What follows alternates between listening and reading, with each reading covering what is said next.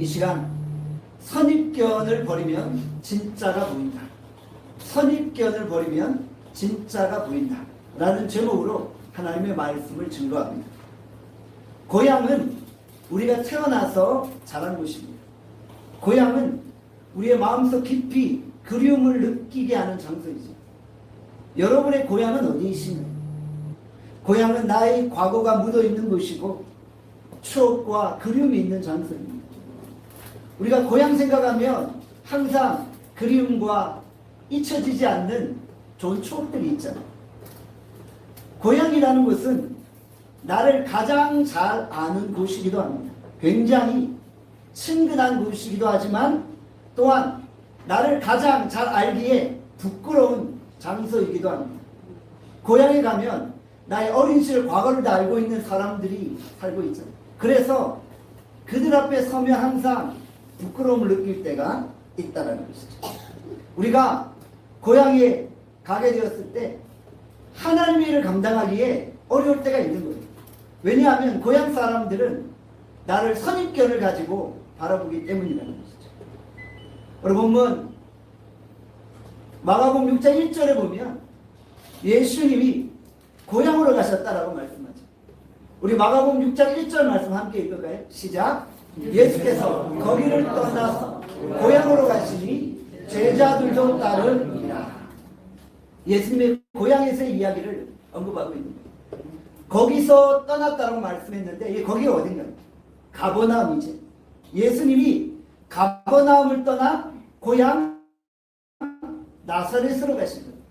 그런데 예수님 주변에 제자들도 함께하고 있다는 것이죠. 사실 예수님의 실제 고향은 어디입니까? 베들레헴입니다. 예수님이 태어난 곳은 베들레헴이에요. 그러나 예수님이 30여 년 동안 살아왔던 곳은 바로 나사렛이라는 것이죠. 나사렛은 작은 도시입니다. 많은 사람들이 모여있잖아요. 그래서 나다나엘은 나사렛에서 무슨 선한 것이 나올 수 있겠냐 이런 말도 했잖아요. 그때 빌립이 뭐라고 이야기했나요? 나다나엘에게 와보라, come and see, 와보라. 예수님은 아주 작은 도시 나사렛에서 공생애를 시작하셨다는 것이죠.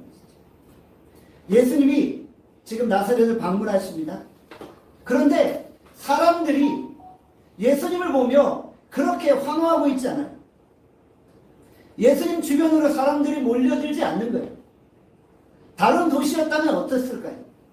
예수님이 어느 도시에 들어가면 막 사람들이 몰려들어요. 왜요? 예수님의 기적을 보고자 했거든요. 마음이 상한 자, 병든 자, 절망 가운데 있는 자, 고통을 당하는 자들이 예수님이 도시에 모였다 라고 이야기할 때 그곳으로 모여들기 시작합니다. 그런데 유독 나사렛에 예수님이 오셨는데 사람들이 모여들지 않는 거예요. 우리가 주변에 성공한 사람들을 봐요. 성공한 사람들이 고향에 방문할 때 어떤 일이 벌어지나요? 마을 어귀에 플래카드가 붙어요. 그리고 동네 사람들이 그 성공한 사람 앞에 모여들기 시작합니다. 아무개 뭐 당선 축하, 뭐 합격 축하 이러면서 막 사람들이 환호성을 지르잖아요. 사실 나사렛에서도 그런 일이 벌어졌어요. 하나님의 아들 예수님이 고향을 방문하셨어요. 온 천하 만물을 창조하신 하나님의 본체신 예수님이 나사렛을 방문하신 거예요. 그러면 플래카드 걸고 하나님의 아들 예수님 방문 축하합니다. 막 환호성을 질렀어야 했어요. 그런데 동네 사람들은 하나님의 아들 예수님을 본체 만취하고 있다는 것이죠. 사실 이 순간이 얼마나 영광스러운 순간이에요. 우리 고향 동네 대통령이 탄생했다라고 하면 동네가 막 들썩이잖아요. 그런데 정작 나사렛에서는 예수님을 배척하고 있는, 예수님을 거들떠보지도 않고 있었다는 것이죠. 여러분들 그 이유가 무엇일까요? 바로 선입견 때문입니다. 예수님에 대한 익숙함 때문이었습니다. 마을 주민들이 예수님을 환영하지 않았어요. 그랬더니 예수님이 안식일에 직접 회당으로 가십니다. 회당으로 가셔서 사람들을 만나기 시작해요. 사람들이 예수님께 몰려들지 않자 예수님은 회당으로 가서 사람들을 만나게 되십니다. 오늘 본문 마가복음 6장 2절에 이렇게 말씀합니다. 우리 2절 말씀 함께 읽겠습니다. 시작. 안식일이 되어 회당에서 가르치시니 많은 사람이 듣고 놀라 이르되 이 사람이 어디서 이런 것을 얻었느냐. 이 사람이 받은 지혜와 그 손으로 이루어지는 이 권능이 어찌 됨이냐. 예수님이 직접 안식일에 회당으로 들어가셨어요. 사람들이 안 보이니까 직접 회당으로 가십니다. 사람들이 예수님의 가르침을 듣고 뭐라고 말합니까? 이 사람이 어떻게 이런 지혜와 권능으로 행할 수 있느냐. 깜짝 놀란 거예요. 나사렛에 있는 고향 사람들이 예수님을 보며 놀란 거예요. 예수님의 입으로 나오는 하나님의 지혜를 보고 놀랐어요. 이 사람이 어디서 이런 것을 얻었느냐? 깜짝 놀란 거예요. 이 사람의 지혜가 무엇이냐? 그리고 예수님의 권능을 가지고 놀라고 있는 거예요. 그 손으로 이루어지는 권능을 보며 깜짝 놀란 거예요. 예수님이 병든 자의 손을 얹자 병이 치료되었어요. 예수님이 귀신을 쫓아내는 권능으로 나타났어요. 그래서 놀랍니다. 이것은 어느 누구도 부인할 수 없는 진리인 것입니다. 자기 눈앞에 하나님의 지혜가 나오고 있고 하나님의 권능이 나타나고 있는 거예요. 그들이 하나님의 권능과 지혜를 눈으로 보고 귀로 듣고 있는 거예요. 그런데 그럼에도 불구하고 나사렛 고향 사람들은 예수님을 받아들이지 않고 있어요. 예수님을 거부하고 배척하고 있어요. 왜 사람들이 모이지 않았어요? 예수님의 어린 시절을 그들은 알고 있기 때문입니다.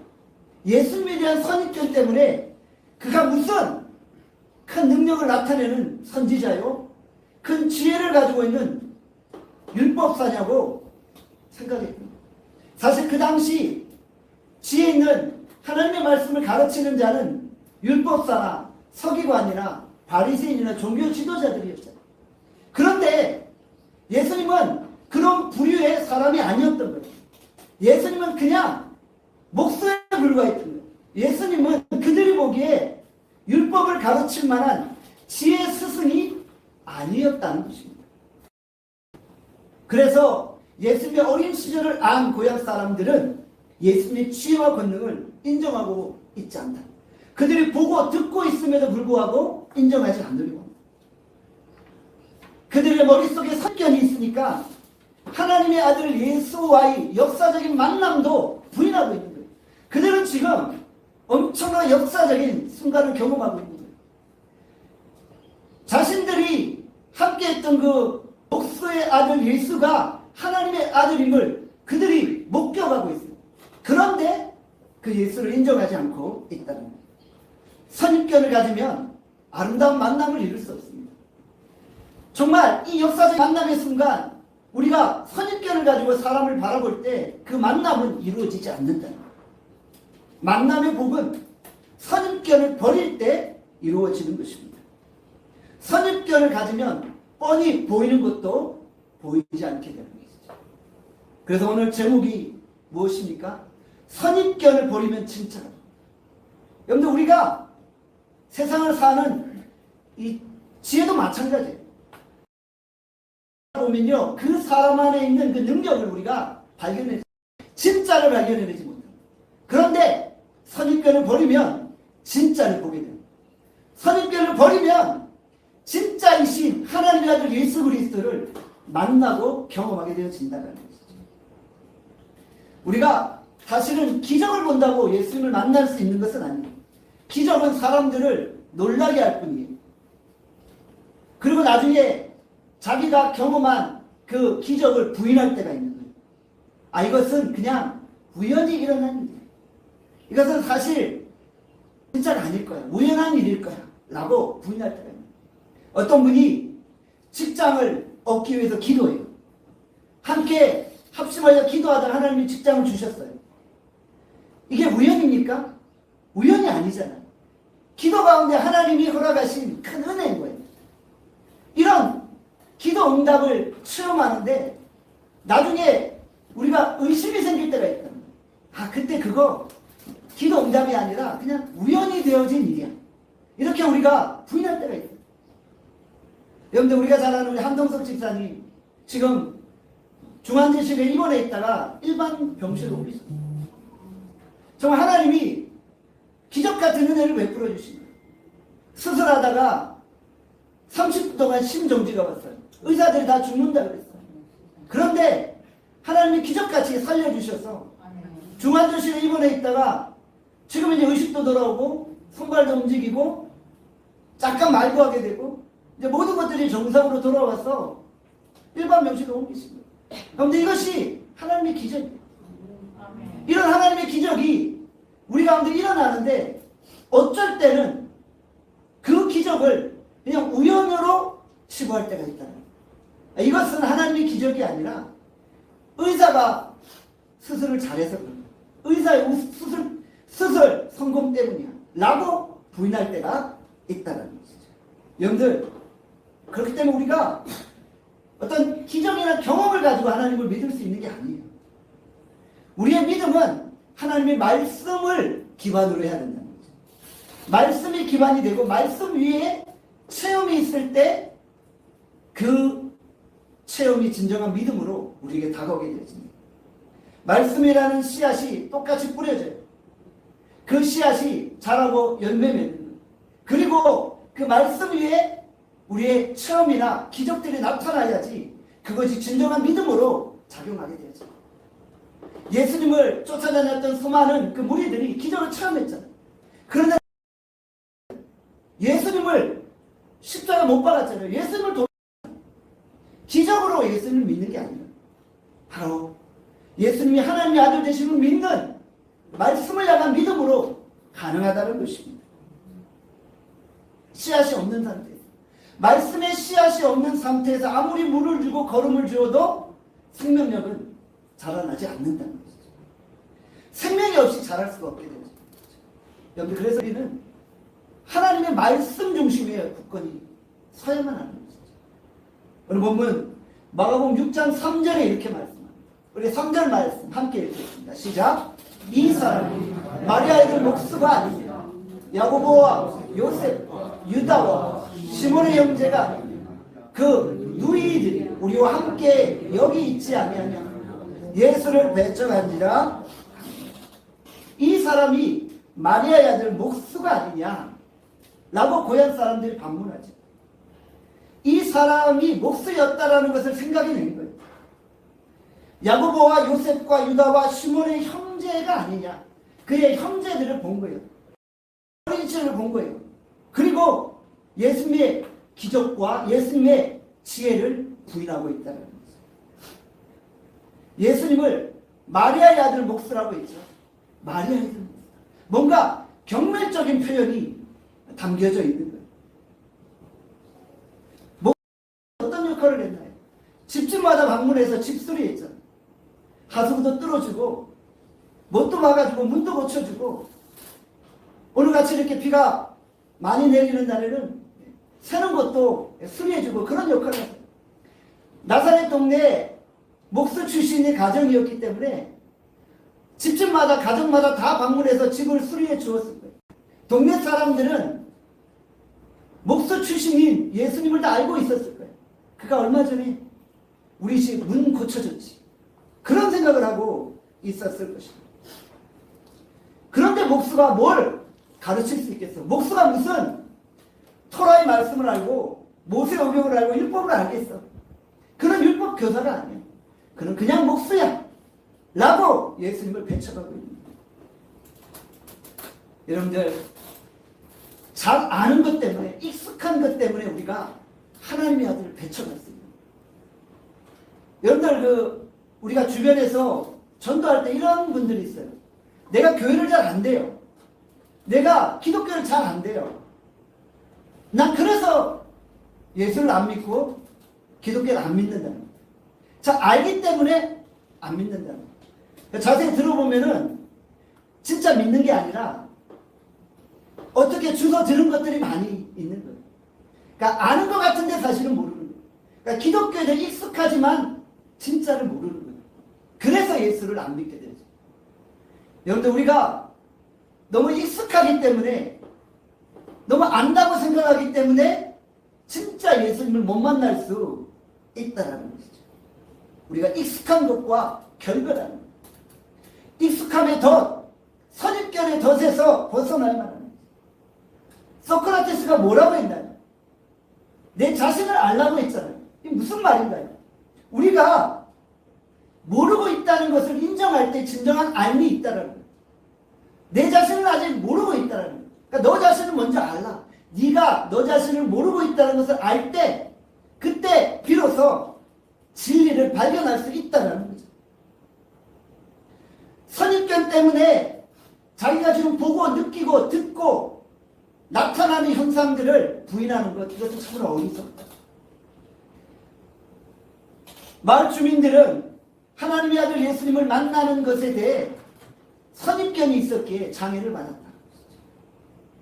오늘 우리 가운데 이런 분들이 있어요. 어떤 목사님이 있어요. 이분이 과거에 건단 출신이고 주목배 출신이고, 그래서 설교할 때 보면 항상 이 설교가 거칠어요. 말이 거칠고 말이 막 세요. 그래서 이분의 과거를 아는 분들은 그분을 목사로 인정하지 않으려고 할 때가 있다. 아니 저 사람 나하고 같이 옛날에 주먹세게 놀았던 사람입니다. 저가 무슨 앞에서 설교를 한다. 나는 인정할 수 없어.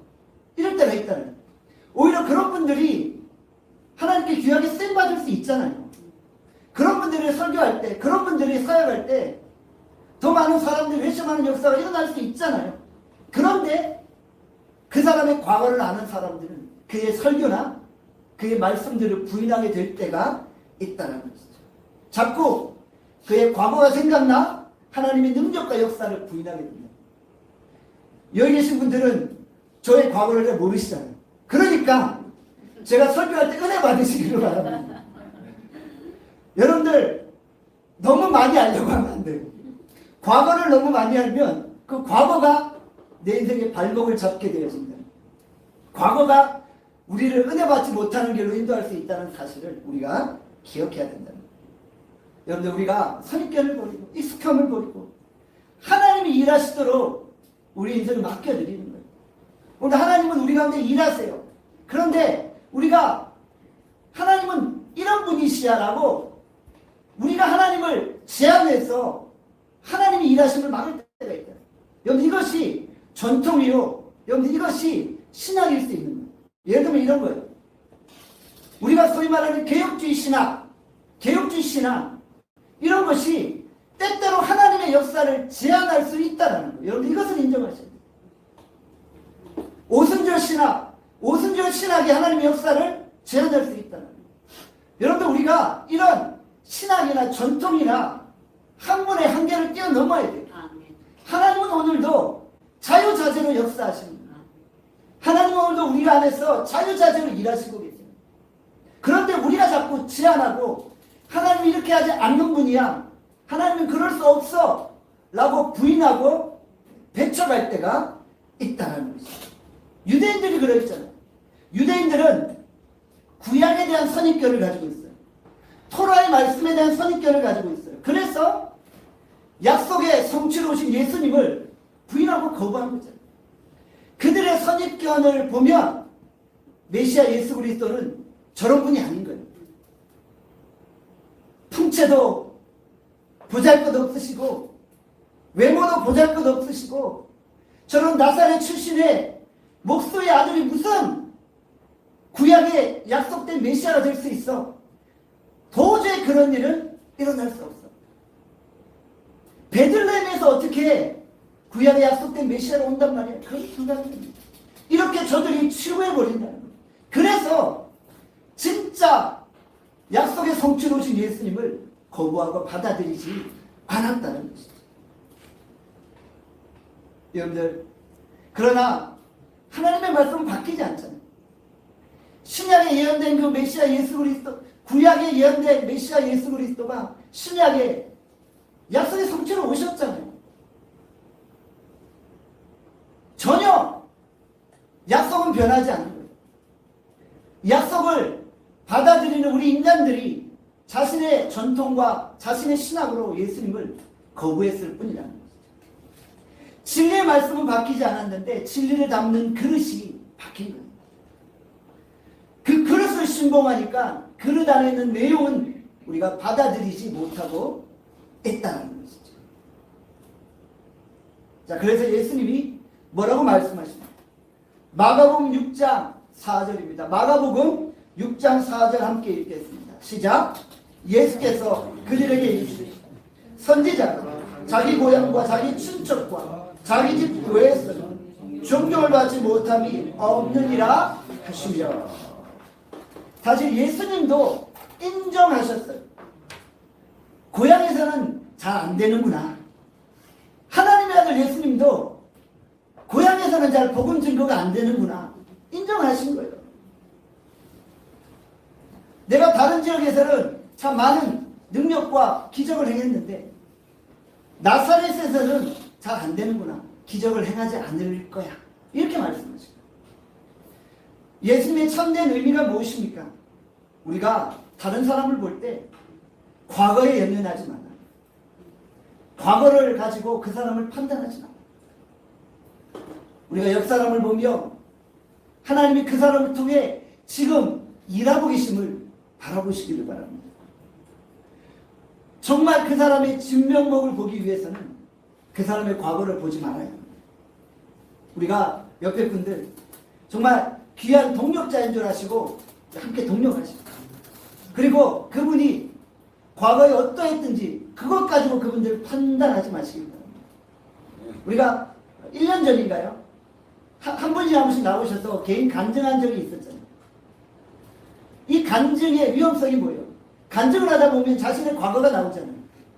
그 과거를 알기 때문에 우리가 그 사람을 더 이해하고, 과거를 알기 때문에 그 사람을 더 우리가 이해하고 함께 협력할 수 있는 반면에 그 사람의 과거 때문에 이분이 저런 사람이었어? 그렇게 해서 오히려 그분과 좀 담을 쌓을 수도 있다는 거예요. 그런데 이 담은요, 하나님이 주신 마음이 아니라 악한 영들이 주는 마음이에요. 하나님의 마음은 과거가 어떠하든 지금 하나님이 우리를 통해 일하고 계십니다. 여러분들 우리 이마에다 공사 중 on construction 다 이렇게 써있잖아요. 하나님이 우리를 지금 만들고 계신 거예요.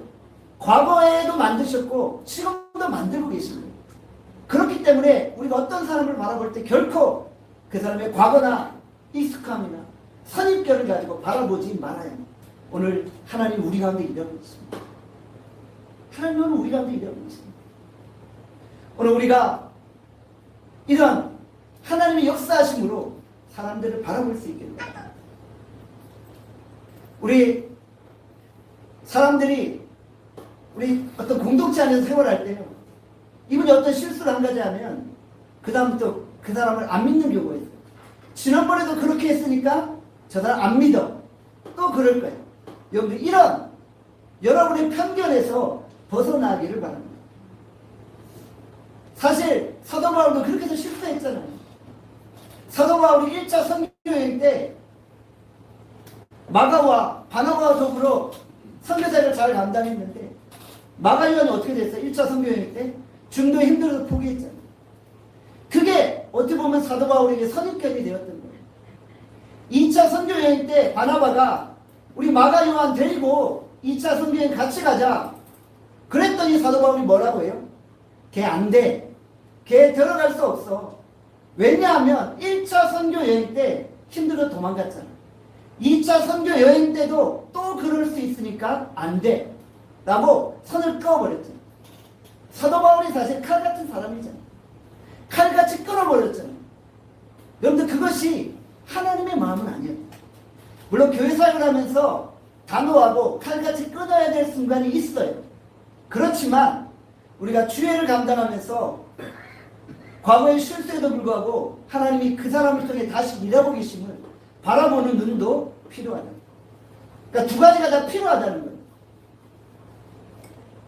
오늘 우리가 옆 사람을 과거를 통해 바라보지 마시고 하나님이 그 사람을 통해 일하고 계심을 바라볼 수 있기를 바랍니다. 마가복음 6장 5절에서 6절입니다. 우리 같이 한번 읽겠습니다. 시작. 거기서 아무 권능도 행하실 수 없어 다만 소수병자에게 안수하여 고치실 뿐이었고 그들이 믿지 않음을 이상히 여기셨다. 이에 모든 촌에 두루다니시며 가르치시더라. 거기에서 능력을 행하지 않으셨다고 말씀하죠. 무슨 이야기입니까? 저들이 불신앙으로 안 믿으니까 기적을 행하실 수 없었던 거예요. 본문에 보니까 믿지 않으면 이상히 여기셨다고 했죠. 예수님이 안 좋은 쪽으로 깜짝 놀라신 거예요. 저들의 불신앙을 보며 깜짝 놀라신 거예요. 저들이 어떻게 지혜를 보고 기적을 보고 권능을 보면서도 안 믿을 수 있을까? 깜짝 놀라신 거예요. 그래서 나사렛에서는 아무 권능도 행하지 않으시고 소세 병자에게만 안수하여 그들을 치료하셨답니다. 선입견을 가지고 있었기에 많은 나사렛 동네 사람들이 모이지 않았어요. 소수의 사람만 예수님께 나와 치료함을 받았다. 예수님이 여기서 고향 사람들을 보면서 안타까우셨던 거예요. 그들이 믿지 않으면 이상히 여기셨다라는 말씀은 예수님의 안타까움이 느껴지는 순간인 거예요. 예수님은 사람들의 마음과 심정과 패구를 감찰하시죠. 나사렛 동네 사람들이 문제가 없었겠어요? 문제가 없는 사람이 없잖아요. 그 동네 사람들도 다 병 때문에 씨름하고 자녀 문제 때문에 씨름하고 인생의 여러 가지 고난과 역경 때문에 지쳐 있었을 거예요. 예수님은 그들의 마음을 보고 계셨어요. 다 알고 계셨어요. 예수님이 뭐라고 생각하셨을까요? 아니 이들이 나에게 나가오기만 하면 나에게 다가오기만 하면 내가 다 해결해주고 내가 다 고쳐주고 내가 다 치료해 줄 텐데 저들이 왜 나에게 다가오지 않아? 예수님이 이런 생각을 하고 계셨는 거예요. 나에게 한 번만 엎드리면 내가 다 안수하여서 자녀들 다 치료하고 가정 문제, 재정 문제, 물질 문제 다 풀어줄 텐데 왜 나에게 다가오지 않아? 저들이 믿지 않음을 이상히 여기시며 안타까워하셨다. 탄식하고 계십니다. 사도 바울이 이방인의 사도로 부름받았잖아요. 이방인의 사도였던 사도 바울이 누구 때문에 고통당하고 있어요? 동족 이스라엘 때문에 고통당하고 있어요. 로마서 9장에 보면 이런 말씀이 있잖아요. 자기가 이방인의 사도로 이방인들에게 복음을 전하고 있지만 정작 내 동족 이스라엘은 하나님으로부터 멀어진 거예요. 오히려 저들이 하나님의 아들 예수님이 십자가에 못 박고 예수님을 부인하고 있는 거예요. 그래서 사도 바울이 뭐라고 해요? 안타까웠어. 주께서 나를 저주하시고 주께서 나를 심판하실지라도 조사오니 내 백성 이스라엘은 구원해달라고 하죠. 이런 안타까움이 사도 바울에게 있어요. 바로 예수님의 마음이 그러했다는 거예요. 나사렛이 예수님 자신을 받아들이기만 하면 저들이 구원에 이르고 인생의 문제가 해결될 텐데 왜 저들이 받아들이지 않는가? 이상 여기시면 놀라고 있다. 우리가 하나님의 역사를 나타내기 위해 해야 될 일이 무엇입니까? 바로 하나님의 아들 예수 그리스도를 믿는 믿음인 것입니다. 그분을 믿으면 됩니다.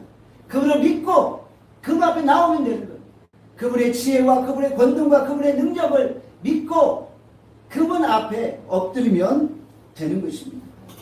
그런데 우리가 예수님을 두 가지 면에서 놀라게 할 수 있어요. 우리가 예수님을 깜짝 놀라게 만들 수 있어요. 두 가지 면에서. 한 면은 불신앙 때문에 놀라게 할 수 있는 거예요. 너무 불신앙이 극에 달아서 주님이 깜짝 놀라실 수 있는 거예요. 나를 믿지 않아? 참 놀랍네.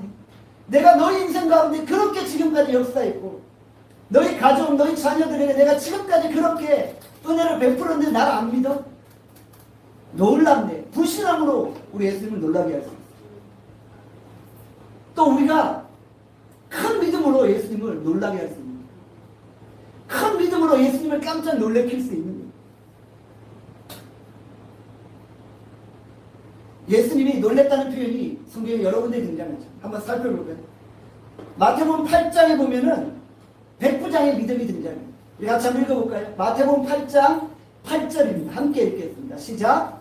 백부장이 대답하여 이르되 주여 내 집에 들어오심을 나는 감당하지 못하겠사오니 다만 말씀으로만 하옵소서. 그러면 내 하인이 낫게 싸움나이다. 백부장 자기 집 종이 아파서 고통당하고 보고 안타까워 여겼어요. 그리고 예수님께 나가 고쳐달라고 합니다. 백부장이 뭐라고 말해요?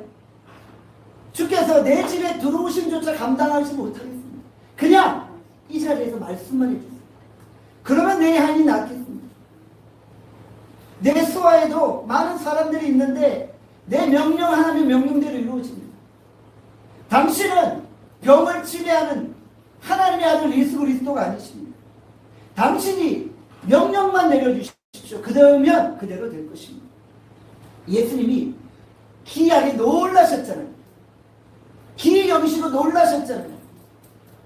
그리고 뭐라고 말씀하십니까? 마태복음 8장 10절입니다. 함께 읽겠습니다. 시작. 예수께서 들으시고 놀랍게 여겨 따르는 자들에게 이르시되 내가 진실로 너희에게 이르노니 이스라엘 중 아무에게서도 이만한 믿음을 보지 못하였노라. 예수님이 깜짝 놀라십니다. 내가 이스라엘 중에 아무도 이런 믿음을 보지 못했다. 놀란 거예요. 너는 우리가 믿음으로, 신앙으로, 큰 믿음으로 하나님을 놀래킬 수 있기를 바랍니다. 이스라엘이 이런 믿음 나 본 적 없어요. 우리가 이렇게 예수님을 놀라게 만드는 거예요. 어떻게 그렇게 안 믿을 수가 있어? 이것으로 놀래게 만드는 게 아니라 큰 믿음으로 주님을 놀래키는 거예요. 마태복음에 또 한 번에 예수님이 놀란 사건이 등장하죠. 가나안 여인이 예수님 앞으로 다가옵니다. 자신의 딸이 귀신 들렸어요. 그런데 예수님이 매정하게 그 여인을 배척합니다. 제발 내 딸을 좀 고쳐주세요. 간절히 외쳤는데 예수님이 완전히 그 여인을 무시해버립니다. 자녀의 떡을 개에게 던짐이 마땅하다 라며 그 여인을 완전히 무시하고 개 취급하잖아요. 여러분들 개라는 표현이 얼마나 경멸적이고 무시적인 표현이에요. 이 여인이 예수님을 향해 나보고 개라고요? 안 그래도 서러운데 당신이 그럴 수 있어요? 라고 오히려 예수님을 공격할 수 있었어요. 그러니 이 여인이 뭐라고 해요? 주여 옳습니다. 맞습니다. 저 개입니다. 이렇게 예수님께 다가가잖아요. 그리고 이 여인이 뭐라고 말합니까? 마태복음 15장 27절입니다. 함께 읽겠습니다. 시작. 여자가 이르되 주여 옳소이다마는 개들도 제 주인의 상에서 떨어지는 부스러기를 먹나이다. 저 개인데 개들도 자기 집 주인의 상에서 떨어지는 부스러기 먹습니다. 주여 저에게 부스러기의 은혜라도 주십시오. 부스러기라도 저에게 내려주시면 내 딸이 치료되겠나이다. 내 딸이 살겠나이다. 그랬더니 예수님이 깜짝 놀라십니다. 예수님이 깜짝 놀라신 거예요. 그러면 뭐라고 말씀하세요? 여인아 내 믿음이 크도다. 내 소원대로 되리다. 그때부터 그 딸이 낫게 되었다는 거예요. 믿음이 뭡니까? 모든 장애를 뛰어넘는 거예요. 나를 무시하는 장애를 뛰어넘는 거예요. 나를 모욕하는 장애를 뛰어넘는 거예요. 나를 기분 나쁘게 하는 장애를 뛰어넘는 거예요. 그리고 은혜의 자리로 나가는 거예요. 주님, 내가 주님 앞에 믿음으로 나갑니다. 내가 주님 앞에 믿음으로 걸어갑니다. 주님을 믿음으로 놀라게 하겠습니다. 그때 주님이 내 믿음대로 될지어다 라고 말씀하십니다. 믿음만큼 일할 수 있는 거예요. 믿음은 우리를 축복으로 인도한다는 사실입니다. 우리가 백부장처럼 가나안 여인처럼 믿음으로 새 출발합시다. 우리의 사업도 우리의 직장생활도 우리가 믿음으로 다시 한번 시작해 나갑시다. 하나님이 우리에게 믿음의 토양을 허락해 주십시오. 우리가 선입견을 버려야만 예수님과의 만남이 이루어지는 것입니다. 과거에 내가 들어왔던 그 예수님이 아니라 오늘 내게 역사하시는 예수님을 만나는 겁니다. 과거 예수님이 비록 나에게 이렇게 역사했을지라도 오늘 주님은 내 인생에 새로운 역사를 이루십니다. 과거의 내 인생에 이런 어려움들을 허락하셨을지라도 그래서 지금도 여전히 주님은 역사하지 않으셔. 이게 아닙니다. 오늘 주님이 기대하고 계세요. 우리한테 크고 놀라운 일을 허락하실 것입니다. 오늘 우리가 이 믿음으로 나갑니다. 선입견을 버리고 하나님의 말씀을 붙듭시다. 우리가 믿음으로 주님을 놀래킵시다. 오늘도 우리가 큰 믿음으로 주 앞에 나아가 주님의 그 역사를 이루어낼 수 있기를 주님의 이름으로 축원합니다. 기도하겠습니다. 오늘 이 시간 주께서 우리에게 허락하신 말씀 생각하며 기도합니다. 하나님, 오늘 우리가 선입견을 버리고 진짜를 보게 하여 주시오. 진리고 진짜 되신 예수님은 진짜 우리의 삶 가운데 경험하게 하여 주시기를 원합니다. 하나님, 우리가 예수님을 경험하고 예수님 앞에 큰 믿음으로 나아가 인생의 역전을 경험케 하여 주시오. 하나님, 우리 가운데 주님 친히 말씀하여 주시고 우리 안에 말씀의 능력으로 함께 해달라고 이 시간 다 함께 주여 한번 외치고 통성으로 기도하겠습니다. 함께 주여 한번 외치고 기도합니다. 주여